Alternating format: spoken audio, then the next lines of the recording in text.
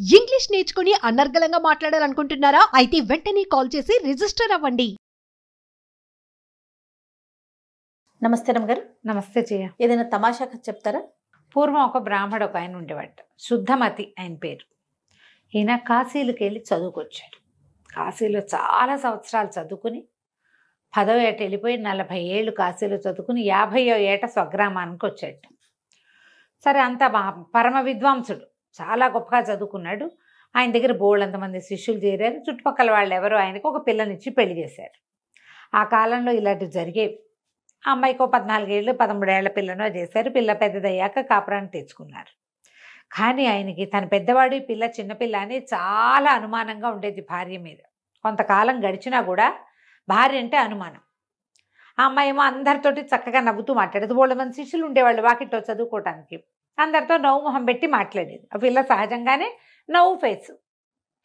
అయితే ఏమైంది, ఈయనకి చాలా కోపం వచ్చేసింది. ఒకనాడు ఎప్పుడో భార్య నవ్వుతోందని, ఏదో పిల్లలు అల్లరి మాటలు, ఏవో కొంటి మాటలు మాట్లాడి ఏవో వస్తువులు పడేసి చేస్తుంటే ఆవిడ అందరితో పక్క నవ్వేసరికి నవ్వుతోందని ఓర్చుకోలేక భార్య మీద అనుమానంతో ఇల్లు విడిచి వెళ్ళిపోయాడు. పెళ్లి చేసుకున్నాడు అనవసరంగానే, అనుమానస్తుడు వెళ్ళిపోయాడు.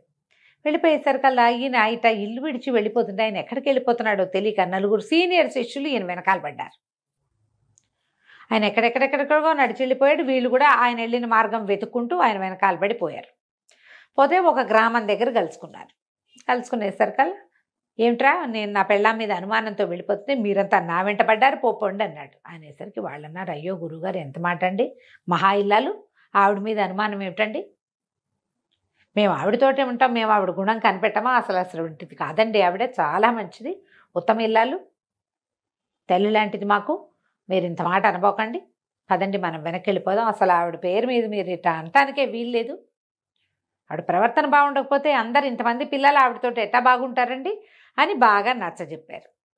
సరే, ఆయన ఏమనుకున్నాడు, సరే వెళ్ళిపోదాంలే, వెనక్కి వెళ్ళిపోదామని నిశ్చయించుకున్నాడు. విద్యార్థులు అంత గట్టిగా చెప్తుంటే ఏమంటాడు, సరేనన్నాడు. ఈ వెళ్ళి రాత్రి అంతా నడుచుకుంటూ వచ్చేసారు. ఎటగో నడిచారు. తిరిగి వెళ్ళడానికి అప్పుడు మార్గం చూసుకుంటే వాళ్ళు ఒక నగరం దాటి వెళ్ళాలి. ఈ నగరంలోకి ప్రవేశించారు. ప్రవేశిస్తే ఏమైంది, కొంత దూరం వెళ్ళేసరికి వీళ్ళ కాళ్ళు పీకేస్తున్నాయి, ఎండకి చెమటలు పోసేస్తున్నాయి, ఏం చేయాలో తెలియక సంకలో దర్భాసనాలు ఉన్నాయి, దర్భలు పట్టుకుని రోడ్డు మీద కూర్చున్నారు. దానికి ముందుగా ఒక బావి ఉంది. ఆ బావిలోంచి నీళ్లు తోడి తెచ్చుకుంటున్న ఒక శ్రోత్రియ బ్రాహ్మణ స్త్రీ ఒక ఆవిడ, ఎవరండి మీరు అనేసరికల్లా, మేము బాటసార్లమమ్మా అన్నాడు.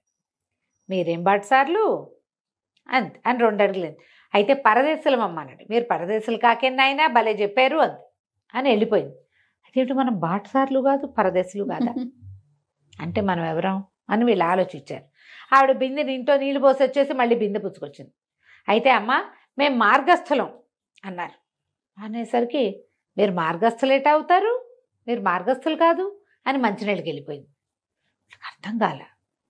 అంటే మనం బాటసార్లం కాదు, పరదేశులం కాదు, మార్గస్థులము కాదు, మనం ఎవరం, మనకు మూఢత్వం, మనకేం తెలియదని ఆవిడ మంచినీళ్ళు బిందె పుచ్చుకొని మళ్ళీ వస్తుంటే, మేము పరమ మూఢులమమ్మా అన్నారు. మీరు మూఢులు కాకేనాయన, మీరేం మూఢులు కాదు అని అనగానే వీళ్ళకి అనిపించింది, అయ్యో బాబోయ్, ఇంత చదువుకున్నాం, గురువుగారు మరీ పెద్ద గొప్ప చదువు ఉన్నది, మన గురువుగారికి తెలీదు, మనకి తెలీదు, ఈ అమ్మగారికి ఏదో చాలా బాగా తెలుసు, ఈవిడితోటి చదివేదనే చదివించుకోవాలి, మేమెవరో చెప్పమమ్మా అన్నారు. అనేసరికి ఆవిడది, బాబు పొద్దెక్కిపోయింది, మా ఇంటికి వచ్చి వంట చేసుకుని తినండి, చెబుతాను, మీరెవరో చెప్తాను అనగానే సరే వీళ్ళు ఏం చేశారు, అమ్మయ్య బతుకు జీవుడు అనుకున్న ఎండలో చెమటలు విసురుకుంటారు. ఎండగా ఉంది, పొద్దున పూట 10 గంటల వేళ ఎండ ఉండదు, మొహాలు మాడిపోతున్నాయి. సరే మా 5గురు లేచి సరే వాళ్ళ ఇంటికి వెళ్ళారు. ఆవిడ ఏం చేస్తుంది, ఇట్లా అతిథులు అవి వాళ్ళు వచ్చినప్పుడు వండుకోవడానికి వీళ్ళ వంటిని అనుకుని ఇంకో పెద్ద వంటిల్లు ఉంది బయట, వాళ్ళు వండుకునేందుకు. ఈవిడ మడి ఆవిడది, వాళ్ళ మడి వాళ్ళది. పెరట్లో బావి చూపించింది. ఆయన అదిగో వంటిల్లు, సామాన్లు అవి ఉన్నాయి, వంట చేసుకోండి అంది. ఈవిడ భర్త రాజుగారికి పురాణం చెప్పే పండితుడు, రోజు పురాణం చదువుతాడు. రాజుగారి పురాణాలు అవి వింటారు పొద్దుటి పూట. పరమ అనుమానం వాడు. భార్య అంటే చిన్న అనుమానం కాదు ఆయనకి.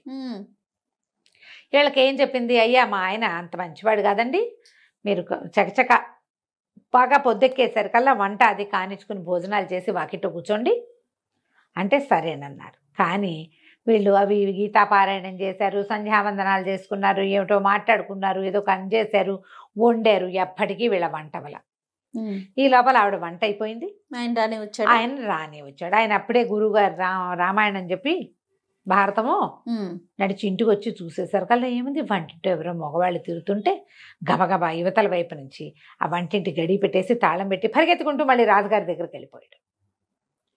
అయ్యా, నా భార్య మంచిది కాదు, దుష్టురాలు, ఆ పిల్లని శిక్షించండి అని నేను ఎన్నిసార్లు చెప్పాను మీకు, మీరు సాక్ష్యం లేదు అట్లా చేయకూడదన్నారు, సాక్ష్యం తెచ్చా. వంటింటో 5 బ్రాహ్మణులు దాచింది మా ఆవిడే, ఈయన అంకే చెప్పాడు. మరి చూడండి కావాలంటే. రాజుగారు కంగారు పడ్డారు. ఇదే మాట, పదండి చూద్దామన్నారు. రాజుగారు, పండితుడు, ఇద్దరు పురాణ ప్రవచనకర్త, ఇద్దరు కలిసి వచ్చారు. వచ్చేసరికల్ ఈవిడ దండం పెట్టింది, తలుపు తీశారు. తలుపు తీసి చూస్తే ఏముంది, విభూతి పిటికట్లు పెట్టుకుని బ్రహ్మాండంగా గోచీలు పెట్టుకుని వంట వండుకుంటున్న బ్రాహ్మణులు కనపడ్డారు. ఈయన బిక్క నిర్కాంతిపోయాడు. ఎవరో ఏమిటో అనుకుంటే వీళ్ళు విభూతి కట్లు పెట్టుకున్నారు శుభ్రంగా, ఏమిటో మంత్రాలు చదువుకుంటూ అన్నం వండుకుంటుంటే వాళ్ళని ఏమనాలో తెలియలే. ఎవరండి మీరు అని అడిగాడు. అదే బాబు, తెలియక ఈవిడ వెనకాల వచ్చాము అన్నాడు శుద్ధమతి గారు. ఏమిటండి అన్నాడు. రాజుగారికి అర్థం కాలే. అవునండి, మేము ఎక్కడి నుంచో వచ్చాము, మా ఊరు వెళ్ళబోతున్నాము, అక్కడ కూర్చున్నాము, కూర్చుంటే మేము మార్గస్థలం అంటే మీరు మార్గస్థులు కాదంటుంది, పరదేశులం అంటే పరదేశులు కాదంటుంది, బాటసారులు అంటే బాటసారులు కాదంటుంది, యాత్రికులు ఉన్నారు, బాటసారులు యాత్రికులు ఏది కాదంది, మూఢులం అంటే మూఢులం కూడా కాదంటోంది. అందుకని ఆవిడ పండితురాలు ఏదో మాట చెప్తుంది కదా, ఈ లోపల ఎండను పడి వచ్చామని అన్నం వండుకుని తినమంటే అన్నం వండుకుంటున్నామండి అన్నాడు. అనగానే రాజుకి ఈ పండితుడు చెప్పిన మాట ఇక్కడ వర్కౌట్ కావట్లా, ఇదేదో ఇంకో వేరే వ్యవహారం ఉంది.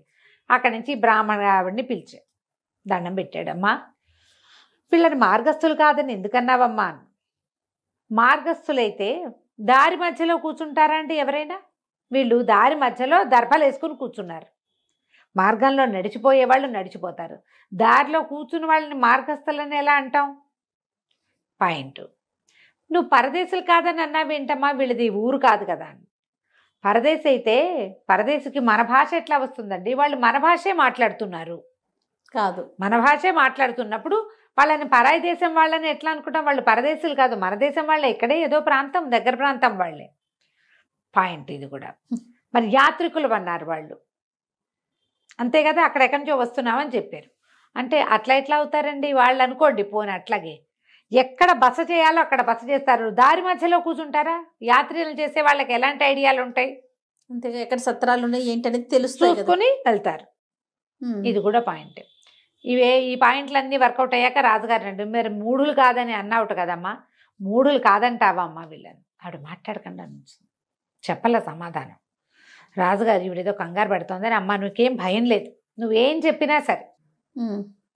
ఈవిడంది, వాళ్ళు మూఢులు ఎందుకు అవుతారండి?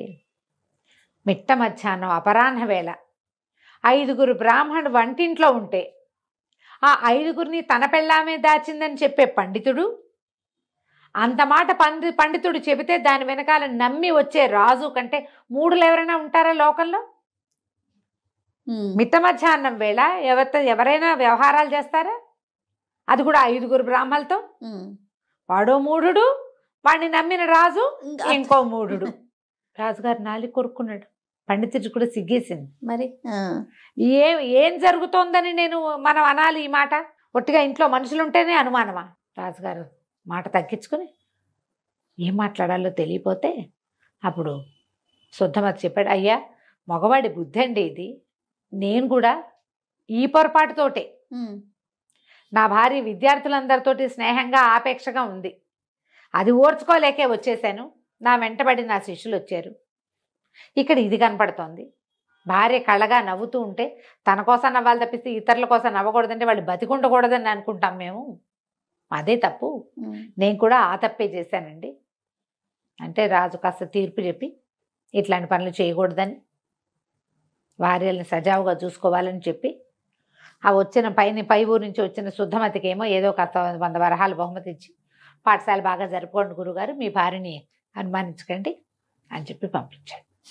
ఈ పురాణ పండితుడు కూడా ఇంత ఉత్తమరాలు, సమర్థురాలు, తెలివిగలది నాయన, ఈవిడతో జాగ్రత్తగా ఉండు, చివరికి రాజును మూఢుని చేసే ప్రయత్నం చేసావు నువ్వని ఆయన కూడా నచ్చజెప్పి రాజుగారు వెళ్ళిపోయాడు. కథ కంచికి మనం ఇంటికి. మంచి నీతి ఉన్న కథ అండి. అనుమానం ఆ అనుమానంతో తన ఇంట్లో ఉండడు, తను లేనప్పుడు భార్య సంతోషంగా ఉండకూడదు, తను లేకపోతే అది మంచి చీర కట్టుకోకూడదు, పువ్వులు పెట్టుకోకూడదు, ఎవరితో నవ్వుతూ మాట్లాడకూడదు, ఇలాంటి భావాలు ఉంటాయి. ఇప్పటికీ ఉన్నారు కదా జయ, ఉన్నారు అమ్మగారు. అనుమానం పడేవాళ్ళు ఎంతమంది. ఆడవాళ్ళకే అనుమానం ఉంటుంది అనుకుంటాం. అవును. ఆడవాళ్ళ అనుమానం వాళ్ళ ఏడుపుతో పోతూ ఉంటుంది, ఏడుస్తూ ఉంటారు అనుమానంతో. మగవాడి అనుమానం ఆడదాన్ని చంపే వరకు వస్తుంది. అనుమానంతో పెళ్ళాలని చంపేస్తారు జయ. అలాంటి కేసులు కూడా చూస్తున్నాం, చాలా చూస్తుంటాం. అనుమానం పిశాచం లాంటిది, దాన్ని పట్టించుకోకూడదు. దాని మీదకి ఎక్కించుకున్నాం అంటే దిగదు చచ్చి. అంతే. రైట్ రమ్మ గారు, నమస్తే. నమస్తే.